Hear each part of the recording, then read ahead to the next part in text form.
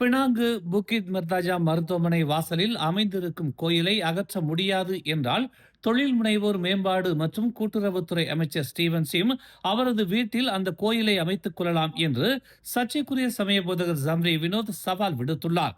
மருத்துவமனை என்பது அரசாங்கத்தின் சொத்து. அந்த சொத்தை திருடி கோயிலை கட்டியிருக்கும் கூட்டத்திற்கு எதிராக நாங்கள் போராட்டம் நடத்துவோம் என்று ஜம்ரி வினோத் திட்டவட்டமாக தெரிவித்துள்ளார். இந்த போராட்டம் அரசாங்க சங்க பதிவிழாக்காவால் அங்கீகரிக்கப்பட்ட காரா அமைப்பின் தலைமையில் நடத்தப்படும் என அதன் தோற்றுநருமான ஜம்ரி தெரிவித்துள்ளார். அரசியல்வாதிகள் அந்த கோயிலை தற்காக்க முயற்சித்தால் உங்களுக்கு சொந்தமான நிலத்திலோ உங்கள் வீட்டிலோ அந்த கோயிலை கட்டுங்கள், அது மருத்துவமனை என ஜம்ரி வினோத் கூறினார். இந்த நாட்டுக்கும் அரசாங்கத்திற்கும் நீங்கள் விசுவாசமாக இருந்தால் இப்படி அரசு நிலத்தை திருடி கோயிலை கட்டும் கும்பலை ஆதரிக்க மாட்டீர்கள் என்று அவர் தெரிவித்துள்ளார். புக்கிட் மெர்தாஜாமில் அமைந்திருக்கும் அந்த கோயிலால் மருத்துவமனைக்கு அசௌகரியம் ஏற்படுத்தப்படுகிறது. நாங்கள் நிம்மதியாக சிகிச்சை கூட எடுக்க முடியவில்லை என்று ஜம்ரி வினோத் தெரிவித்துள்ளார். யார் தடுத்தாலும் சரி, நாளை மறுநாள் மார்ச் 7ஆம் தேதி சொன்னபடி அந்த கோயிலுக்கு எதிராக நாங்கள் திரள்வோம் என்று சர்ச்சைக்குரிய சமய போதகர் ஜம்ரி வினோத் சவால் விடுத்துள்ளார். மலேசிய லஞ்ச ஊழல் தடுப்பு ஆணையமான MACC தன் மீது அவதூறுகளை பரப்புவதாகவும் தாம் எங்கும் தப்பி ஓடவில்லை என்றும் பொருளாதாரத்துறை முன்னாள் அமைச்சர் டதஸ்ரீ ரவிசி ரம்லியின் முன்னாள் சிறப்பு அதிகாரி ஜேம்ஸ் சாய் அறிக்கை வெளியிட்டுள்ளார். MACC அதிகாரிகள் தம்மை தேடுவதாக இருந்தால் மிகவும் எளிதாகவே தம்மை அடையாளம் கண்டிருக்க முடியும். தாம் அமைச்சரின் சிறப்பு அதிகாரியாக பணியாற்றி இருப்பதால் தம்முடைய அனைத்து விவரங்களும் அரசு துறைகளிடம் உள்ளது எனும் போது தம்மை MACC அதிகாரிகளால் அணுக முடியவில்லை என தெரிவிப்பது பொருத்தமற்றது என்று அவர் கூறினார். தாம் தப்பி ஓடிவிட்டதாகவும் தம்மை கண்டுபிடித்து கொடுக்கும்படி லஞ்ச ஊழல் தடுப்பு ஆணையமான MACC வலியுறுத்தி இருப்பதாகவும் தன்னை ஒரு கொள்ளைக்காரனாக சித்தரித்துள்ளதாகவும் ஜேம்ஸ் சாய் தெரிவித்தார். தாம் இப்போது ஐரோப்பாவில் செயற்கை நுண்ணறிவு துறையில் பணியாற்றி வருவதாகவும் தம்மை அணுகுவதற்கான அனைத்து தகவல்களையும் தம்முடைய சமூக வலைத்தளங்களில் அனைவரும் பார்க்கும்படி வைத்திருக்கும் நிலையில் MACC இப்படி செய்வது தேவையற்ற பதற்றத்தை ஏற்படுத்தி இருப்பதாக ஜேம்ஸ் சாய் குறிப்பிட்டுள்ளார். தாம் அமைச்சரின் சிறப்பு அதிகாரியாக பொறுப்பேற்ற பின்னர் தம்முடைய சொத்து விவரங்கள் உட்பட தம்முடைய குடும்பத்தின் சொத்து விவரங்களையும் அரசாங்கத்திடம் ஒப்படைத்துள்ளதாக அவர் தெரிவித்தார். எல்லாமே அவர்களிடம் இருந்தும் தாம் தலைமறைவாக இருப்பதாகவும் MACC அறிவித்திருப்பது கண்டனத்துக்குரியது என்றும் சட்டப்படி தாம் நடவடிக்கை எடுக்கவிருப்பதாகவும் ஜேம்ஸ் சாய் தனது அறிக்கையில் தெரிவித்துள்ளார். காப்பார் பகுதியில் இன்று காலை லாரி ஓட்டுநரை இருவர் துப்பாக்கியால் சுட்டுவிட்டு தப்பிச் செல்ல முயன்ற போது மற்றொரு வாகனம் மோதியதில் காயமடைந்தனர். இச்சம்பவம் இன்று காலை சுமார் 9 மணி அளவில் நிகழ்ந்ததாக ஸ்லாங்கூர் மாநில காவல்துறை தலைவர் சசாலி கஹார் தெரிவித்தார். மோட்டார் சைக்கிளில் வந்த 2 நபர்கள் லாரி ஓட்டுநரை நோக்கி துப்பாக்கிச் சூடு நிகழ்த்தியதாக அவர் கூறினார்.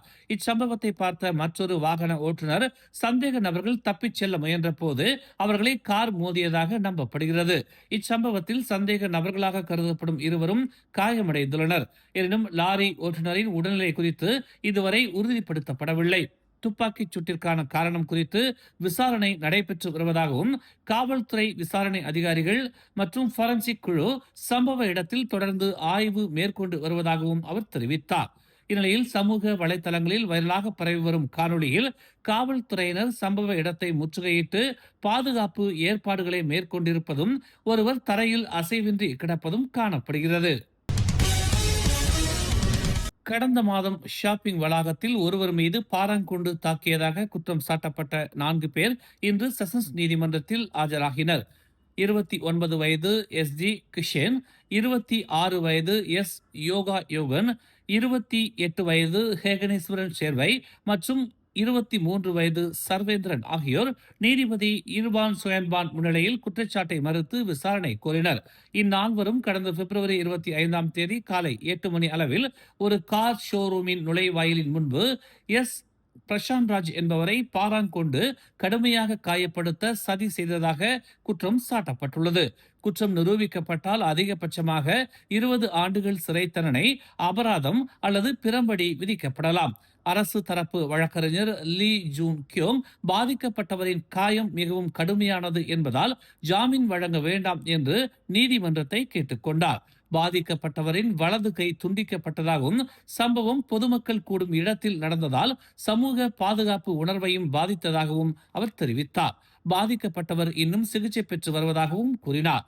எனினும் பாதுகாப்பு தரப்பு வழக்கறிஞர் லிம் ஜியான் ஜி குற்றம் நிரூபிக்கப்படும் வரை குற்றமற்றவர் என்ற அடிப்படை சட்டக் கொள்கையை சுட்டிக்காட்டி ஜாமீன் வழங்குமாறு கோரினார். குற்றம் சாட்டப்பட்டவர்கள் அனைவரும் பினாங்கில் வேலை செய்து வருவதாலும் தப்பிச் செல்வதற்கு வாய்ப்பு இல்லை என்றும் அவர் சுட்டிக்காட்டினார்.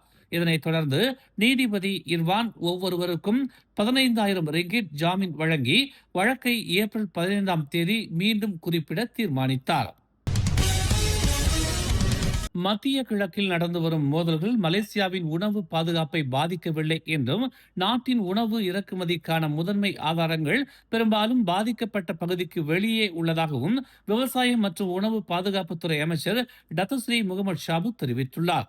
மலேசியாவின் உலகளாவிய வர்த்தக கூட்டாளர்களின் பன்முகப்படுத்தப்பட்ட வலையமைப்பால் ஆதரிக்கப்படும் தேசிய உணவு விநியோக சங்கிலி நிலையானதாக உள்ளது என்று அவர் கூறினார். இதுவரை வளைகுடா மோதலில் ஈடுபட்டுள்ள நாடுகள் மலேசியாவிற்கு முக்கிய உணவு வழங்குநர்கள் அல்ல என்பதால் உணவு பாதுகாப்பின் அடிப்படையில் மலேசியா பாதிக்கப்படவில்லை என்று அவர் இன்று செய்தியாளரிடம் கூறினார்.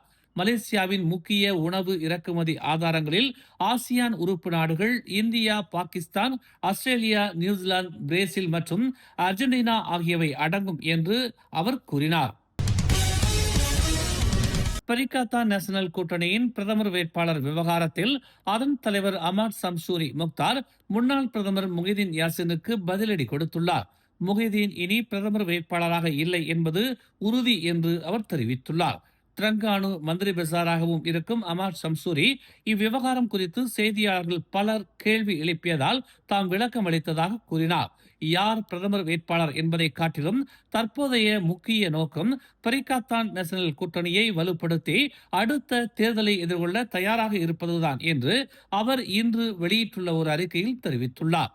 முன்னதாக முஹிதீன் யாசின் கமாமான் நாடாளுமன்ற உறுப்பினரும் ரூ ரெண்டாங் சட்டமன்ற உறுப்பினருமான அமாட் சம்சூரி பரிகாத்தான் நேஷனல் தலைவராக நியமிக்கப்பட்டது அவரை பிரதமர் வேட்பாளராக அறிவித்ததாக அர்த்தமாகாது என்று கூறியிருந்தார். பாகோ நாடாளுமன்ற உறுப்பினருமான முஹிதீன் பிரதமர் வேட்பாளர் தேர்வு குறித்து இதுவரை எந்த விவாதமும் நடைபெறவில்லை என்றும் பாஸ் கட்சியின் வலியுறுத்தலின் பேரில்தான் அமாட் சம்சூரி பரிகாத்தான் நேஷனல் தலைவராக நியமிக்கப்பட்டதாகவும் தெரிவித்திருந்தார். ஸ்லாங்கூர் கொத்தாடாமன் சாராவில் உள்ள வீட்டில் இன்று காலை ஏற்பட்ட தீ விபத்தில் 54 வயது நபர் ஒருவர் உயிரிழந்தார். ஜலான் கன்னியாலாங்கில் உள்ள வீட்டில் ஏற்பட்ட தீ விபத்து குறித்து காலை 9 மணிக்கு தங்களுக்கு தகவல் கிடைத்ததாக ஸ்லாங்கூர் தீயணைப்பு மற்றும் மீட்புத்துறை உதவி இயக்குனர் அமாட் முக்லிஸ் மொக்தார் தெரிவித்தார். 11 நிமிடங்களுக்கு பிறகு தீ அணைப்பு வீரர்கள் சம்பவ இடத்திற்கு விரைந்தனர். அங்கு மேல்தளத்தின் வராண்டாவில் பாதிக்கப்பட்டவர் மயக்கமடைந்த நிலையில் காணப்பட்டார். அவர்கள் காலை 9:30 மணியளவில் பாதிக்கப்பட்டவரை மீட்டனர். மேலும் காலை 9:45 மணியளவில் தீ கட்டுக்குள் கொண்டு வரப்பட்டது. மருத்துவ அதிகாரிகள் பின்னர் பாதிக்கப்பட்டவர் சம்பவ இடத்திலேயே இறந்து விட்டதாக உறுதிப்படுத்தினர். இறந்தவர் நிக் முசாயிதி நிக் அப்துல்லா என அடையாளம் காணப்பட்டுள்ளது. ராஜேந்திர சோழனின் கடல் வெற்றியை பற்றி வரலாற்று கருத்தரங்கம் போர்ட் கிளானில் உள்ள திருவள்ளுவர் மண்டபத்தில் நேற்று வெகு சிறப்பாக நடைபெற்றது. திருக்குறள் மன்றம் ஏற்பாடு செய்த இந்த நிகழ்வில் தமிழகத்திலிருந்து யுனெஸ்கோ ஆராய்ச்சியாளரும் பேராசிரியருமான முனைவர் தெய்வநாயகம் ராஜேந்திர சோழனின் கடல் வெற்றியும் அதன் விளைவும் என்ற தலைப்பில் சிறப்புரையாற்றினார். ராஜேந்திர சோழனின் அரிய பல தகவல்களை ஆதாரத்தோடு அவர் விவரித்தார். மலேசியா பூஜாங் பள்ளத்தாக்கு ஆய்வுகள் முதற்கொண்டு யுனெஸ்கோ அங்கீகாரம் வரை பல தகவல்களை அவர் பகிர்ந்து கொண்டார். அரங்கம் நிறைந்த வருகையாளர்களுக்கு மத்தியில் வந்திருந்தவர்களின் கேள்விகளுக்கும் அவர் பதிலளித்தார்.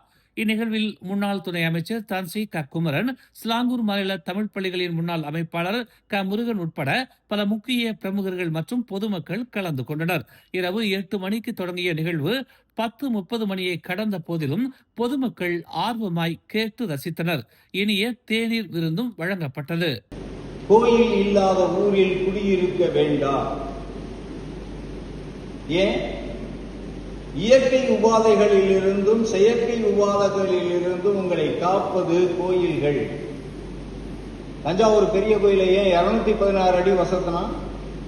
காப்பர் பாட் மட்டுமே, கலசம் மட்டுமே 14.5 அடி உயரம், 14.5 அடி உயரம். உள்ளுக்குள்ளார முழுக்க முழுக்க வரகு. 12 வருஷம் வரைக்கும் உயிரோடு இருக்கும். 12வது வருஷம் எடுத்து நிலத்துல விதைச்சிங்கன்னாக்க முளைக்கும்.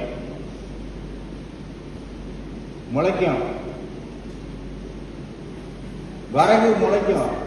12 வருஷம் வரைக்கும் வச்சுட்டு அதை ரீப்ளேஸ் 13வது வருஷம் அது கெட்டு போயிடும். அடுத்தது என்ன அப்படின்னா, அது ரிப்பல்லண்டா ஒர்க் பண்ணுது. லைட்னிங் தண்டர் போட்டு வந்துச்சுன்னாக்கா தள்ளி விட்டுரும். பெரிய கோயிலினுடைய அந்த தள்ளு சக்தி எவ்வளவு தூரம் இருக்குன்னாக்கா 8 கிலோமீட்டர் சுத்தளவு ரேடி. அப்போ கோயிலை சுத்தியும் இருக்கிறவங்க பூரா சேஃப்கார்டு. மேலும் செய்திகளை தெரிந்து கொள்ள தமிழ் மலர் இணையதளம், தமிழ் மலர் செயலி மற்றும் மலர் டிவி யூடியூப் சேனலை வலம் வாருங்கள். எங்களோடு இணைந்திருக்க மலர் டிவியை பதிவு செய்து கொள்ளுங்கள். உறவுகள் மகிழ்ந்திட விருப்பம் மற்றும் பகிர்வு சேவையை சொடுக்கிடுங்கள்.